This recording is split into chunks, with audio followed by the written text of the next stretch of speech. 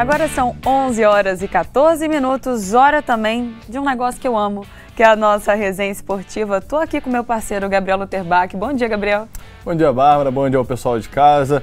Mais uma quinta-feira aqui para a gente poder falar dos destaques da rodada do Campeonato Brasileiro, a 34ª rodada. A gente já está quase acabando e, como todo mundo sabe, a gente já está quase acabando porque a Copa do Mundo está se aproximando e por conta disso o Campeonato Brasileiro, a Libertadores, Copa do Brasil, tudo vai se encerrar antes para a gente poder ficar focado só na Copa do Mundo. E de cara, vamos falar do Botafogo para a alegria do nosso querido chefe Arthur Veloso?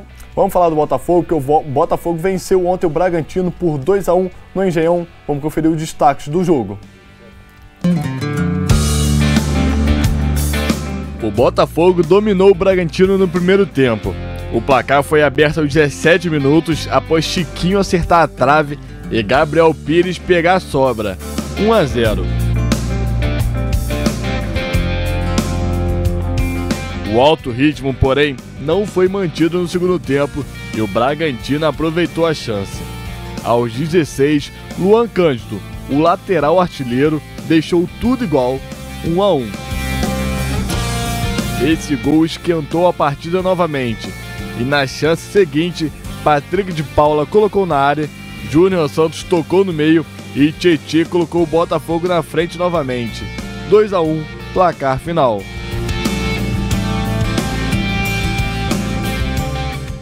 E um outro ponto que eu acho importante é a gente falar sobre o fato de o Botafogo ser o segundo pior mandante, não é isso? Correto, Bárbara. Curioso o Botafogo, porque o Botafogo é o segundo pior mandante, mas, por outro lado, é o segundo melhor visitante. Então, pontuar dentro de casa, ainda mais nessa reta final, é super importante. O Botafogo fez mais 3 pontos no Engenhão, já que está acostumado a fazer pontos fora de casa, né? Que é curioso, porque quando você joga dentro de casa, é muito melhor do que quando você joga fora de casa, porque você tem um apoio do torcedor. Mas para o Botafogo isso não faz sentido.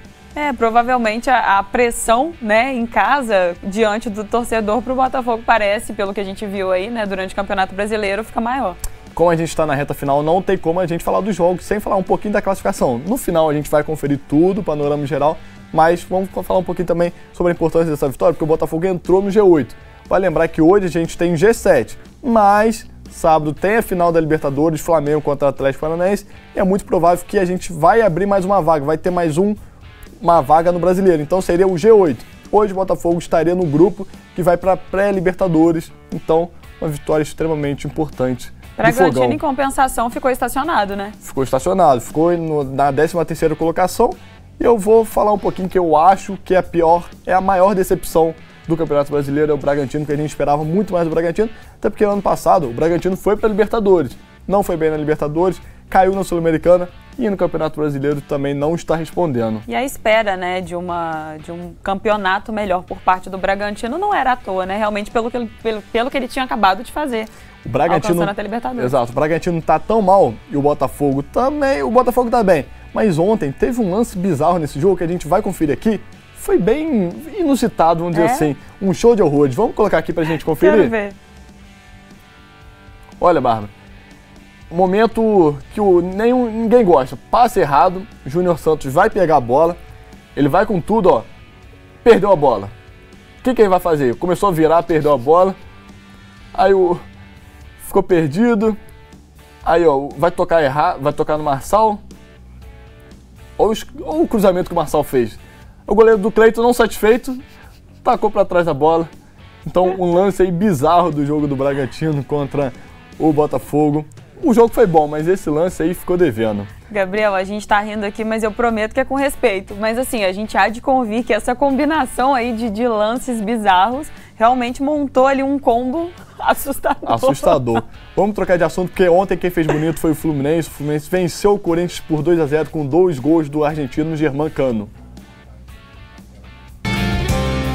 O Fluminense contou com a noite inspirada de Cano para sair com a vitória da Arena Corinthians. Aos 11 minutos da etapa inicial, Arias bateu rapidamente o escanteio, André desviou no primeiro poste e ele estava lá para conferir. 1-0.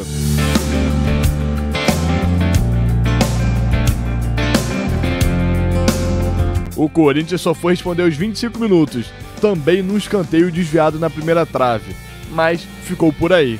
No segundo tempo, em uma roubada de bola, Cano tentou do meio-campo.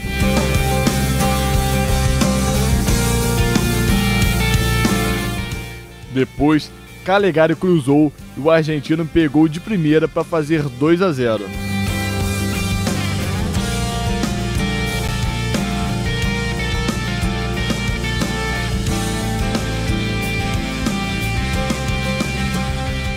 No fim, o Corinthians até assustou, mas a noite era do Fluminense e de Germancano.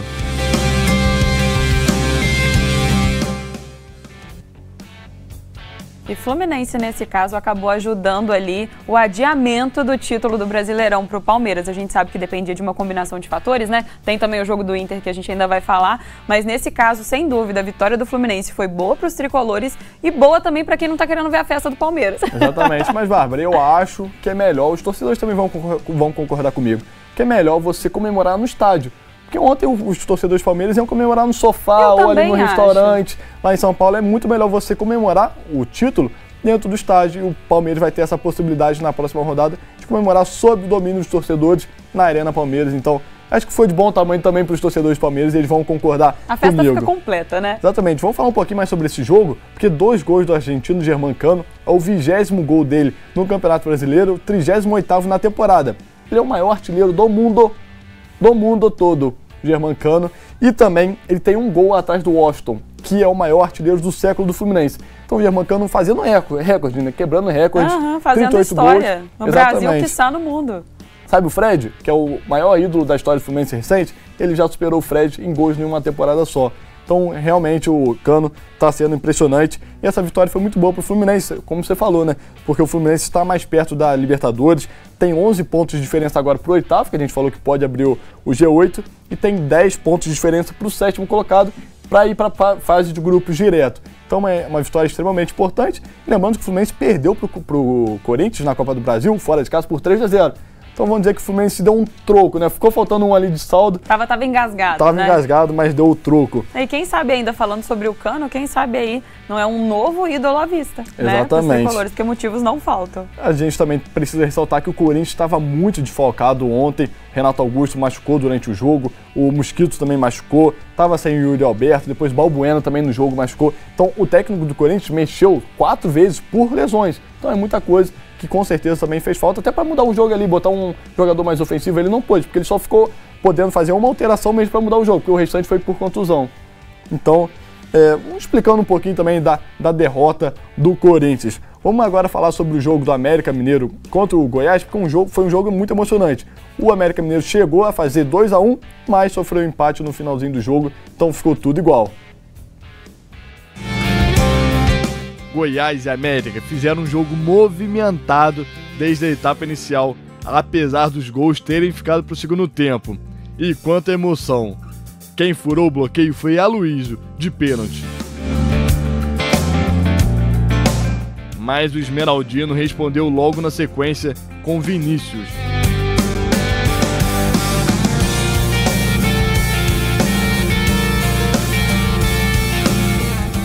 No fim do jogo, o Wellington Paulista colocou o Coelho mais uma vez na frente. Mas o cenário se repetiu. Nos acréscimos, Diego fez o gol de empate, 2-2.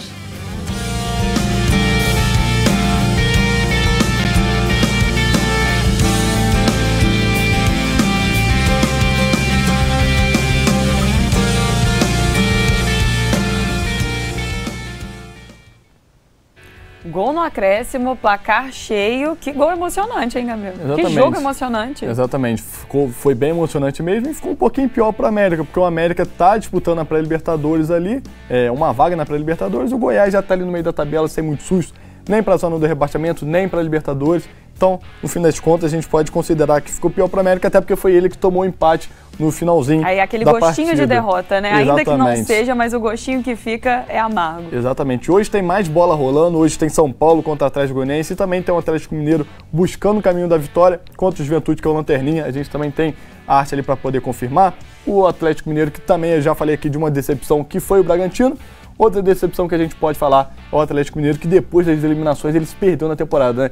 E agora está até fora da fase de grupos da Libertadores, está ali brigando por uma pré-Libertadores. Então, o Atlético Mineiro, pelo elenco que tem, pelo técnico que tem, está devendo, né? E está precisando se reencontrar, né? Aquele momento mesmo de autorreflexão do time. hoje é um bom dia, né? Porque vai enfrentar o lanterna da competição, que é o Juventude. Pode ser um bom início, né? Nesse reencontro. Exatamente. A gente já falou tanto de classificação, vamos colocar aqui no telão também para poder confirmar e deixar tudo a par para o pessoal de casa entender. O Palmeiras, como todos sabem, é o líder da competição. Falta um jogo aí para poder ser campeão, se vencer a partida. O Internacional tá um pouquinho ali, adiando um pouquinho esse sonho do Palmeiras. O Flamengo é o terceiro colocado e o Fluminense fecha o G4. O Fluminense ultrapassou o Corinthians, bom ressaltar para falar mais um motivo da boa vitória do Fluminense. O Atlético Paranaense fecha ali o G6, é o motivo pelo qual pode virar G8. O Atlético Mineiro ali seria o único time hoje na pré-Libertadores. Depois de sábado, a gente vai ter o Botafogo ali também, ou São Paulo, ou América Mineiro, fechando esses 8 times que vão para a Libertadores. Vamos falar agora de quem quer ir para a Série A? Vamos falar agora da Série B, porque hoje também tem mais bola rolando. Tem Novo Horizontino contra Cruzeiro, tem também Vasco podendo conseguir o acesso hoje contra o Sampaio Corrêa. Tem vários jogos da Série B. Então, Vasco, se vencer o Sampaio Corrêa ou se empatar, garante uma vaga na Série A, que é o lugar que ele tem que estar, assim como o Cruzeiro, que já foi campeão, já está na Série A há muitas rodadas de antecedência. E o Bahia também é outro time que pode confirmar a classificação hoje para a Série A. O Grêmio também já está confirmado, mas vamos colocar a classificação aí, então, para poder mostrar que o Vasco e o Bahia, como eu falei, podem garantir a classificação hoje. E quem pode adiar um pouquinho, isso daí é o Ituano, que é um time de São Paulo, brigando ali pela última vaga, mas que está bem difícil. E resenha boa é assim, né, Gabriel? A gente consegue passar ali pela Série A, ver também como é que tá a situação da Série B e dos times que já estão de olho ali nessa ascensão. Então, agora a gente vai passar para a Copa do Mundo. Vamos lá, quero saber. A gente já falou de Série A, já falamos de Série B, agora a gente vai falar de Copa do Mundo, porque tá faltando um pouquinho, 23 dias para o início da Copa do Mundo, e hoje a gente vai conhecer o grupo E da Copa do Mundo, o grupo considerado como o da morte.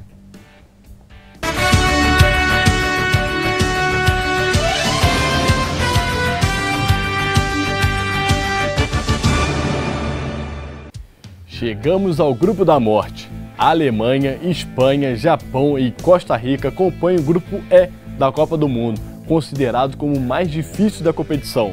A Alemanha, algoz brasileiro por conta do 7-1, chega ao Mundial comandado por Hans Flick. Pois é, Joachim Löw, após 15 anos treinando a seleção, saiu depois da A Espanha, que ganhou da Alemanha por 6-0 na Eurocopa, é outra favorita ao título do Catar. Comandada por Luiz Henrique, tem uma geração talentosíssima. Chega para a 7ª Copa do Mundo consecutiva graças a um herói, Mitoma. O ponta entrou em campo aos 84 minutos no jogo contra a Austrália e fez os 2 gols que classificou os Samurais Azuis. No Mundial, vai tentar a sorte em um grupo complicadíssimo.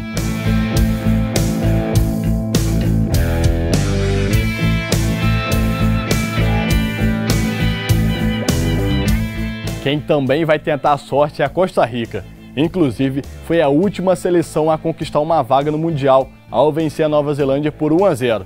Mas se depender da história, pode surpreender. Em 2014, na Copa do Brasil, também ficou no grupo considerado como da morte, com Inglaterra, Itália e Uruguai como rivais. Mesmo assim, desbancou todas essas tradicionais seleções, avançou em primeiro lugar e só depois foi ser eliminada nas quartas de final, nos pênaltis contra a Holanda. Este ano vai tentar mais uma vez fazer uma campanha histórica. Na semana que vem, vamos apresentar o grupo F, que tem outro algoz brasileiro, a Bélgica. Até lá! E grupo da morte, né, Gabriel? Porque reúne gigantes. Bom dia! Até segunda-feira. Até segunda, Gabriel. E ó, próximo bloco a gente vai ficar por dentro das principais notícias, saber tudo o que está se passando no jornalismo da Diversa. Agora são 11h29 e a gente volta já.